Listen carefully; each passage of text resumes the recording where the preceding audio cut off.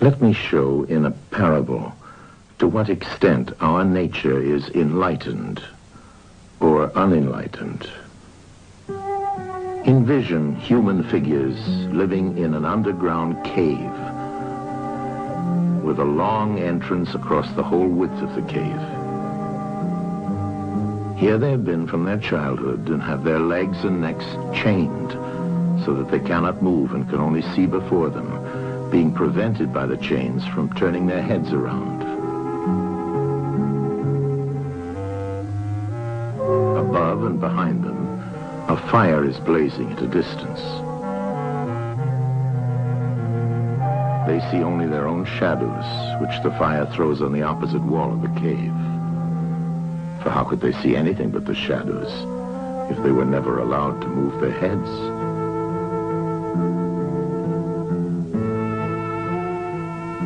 Between the fire and the prisoners, there is a raised way and a low wall built along the way like the screen which puppet players have in front of them, over which they show the puppets.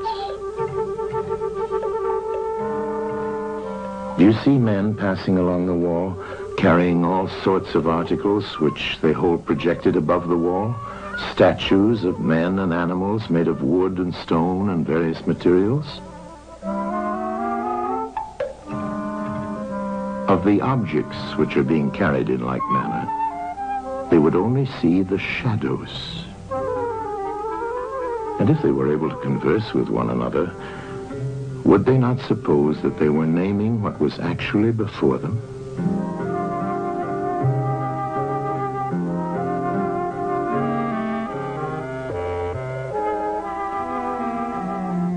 And suppose further that there was an echo which came from the wall. Would they not be sure to think, when one of the passers-by spoke, that the voice came from the passing shadows? To them, the truth would be literally nothing but the shadows of the images. And now look again and see what will naturally follow if one of the prisoners is released. At first, when he is liberated and compelled suddenly to stand up and turn his head round and look towards the light, all this would hurt him, and he would be much too dazzled to see distinctly those things whose shadows he had seen before. And then conceive someone saying to him that what he saw before was an illusion, but that now, when he's approaching nearer to reality and his eyes turn toward more real existence, he has a clearer vision. What will be his reply? And you may further imagine that his instructor is pointing to the objects as they pass and requiring him to name them. Will he not be perplexed? Will he not think that the shadows which he formerly saw are truer than the objects which are now shown to him? And suppose once more that he is reluctantly dragged up a steep and rugged ascent and held fast until he is forced into the presence of the sun himself. When he approaches the light, his eyes will be dazzled, and he will not be able to see anything at all of what are now called realities. He will require to grow accustomed to the sight of the upper world.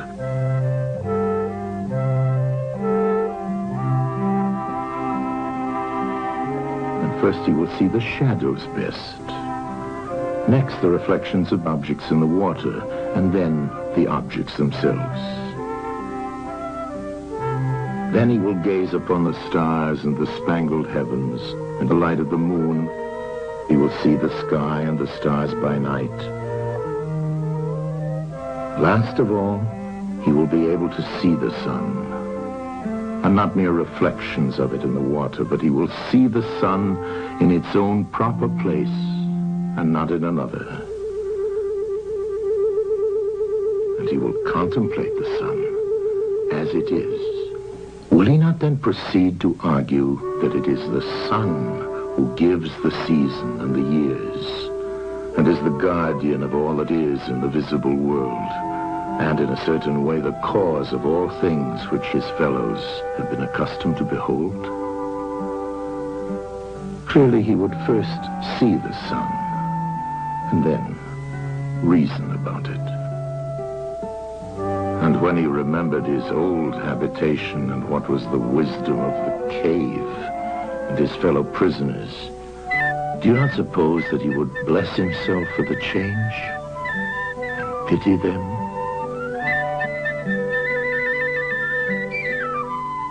And if they were in the habit of conferring honors among themselves on those who were the quickest to observe the passing shadows, and to remark which of them went before and which followed after, and which were together and who were therefore best able to draw conclusions as to the future,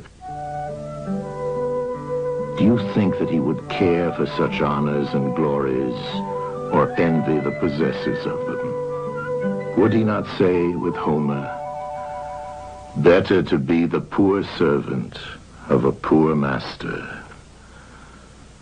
and to endure anything rather than think as they do and live after their manner"?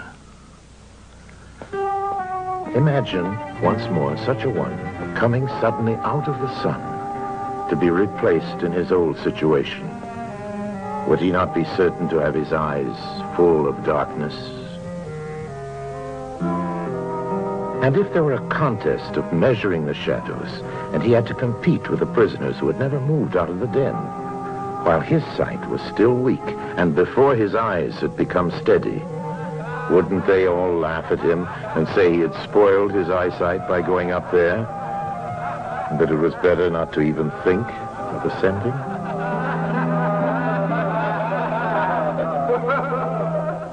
And if anyone tried to release another and lead him up to the light, let them only catch the offender, and they would put him to death.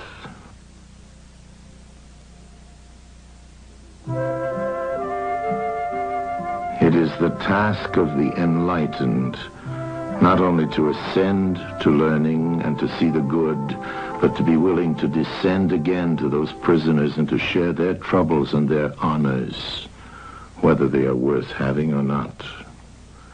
And this they must do, even with the prospect of death. They shall give of their help to one another, wherever each class is able to help the community.